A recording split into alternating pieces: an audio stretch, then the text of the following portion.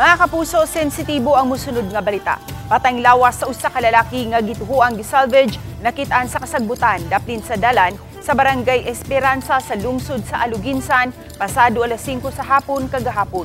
Unang nakabantay ang tulo ka mga grade 3 pupils nga galakaw gikan sa eskwelahan ug padung nang mupauli tungod sa grabing kabaho sa lugar.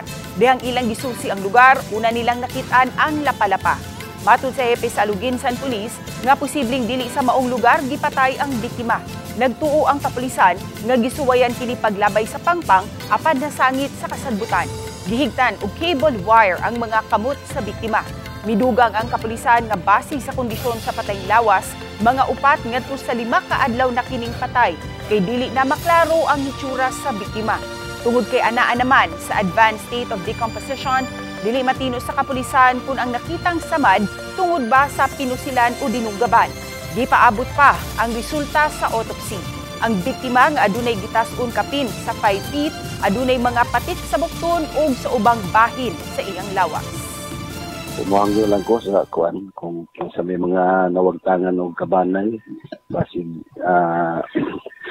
kuan palihog pagad to lang sa kanang karkar Cosmopolitan Funeral Homes kay tuwa dito nakay lawas. So muna among buhaton mag backtrack ni kung maglupit kasi makahatag og witness namo nga makahatag og detalye.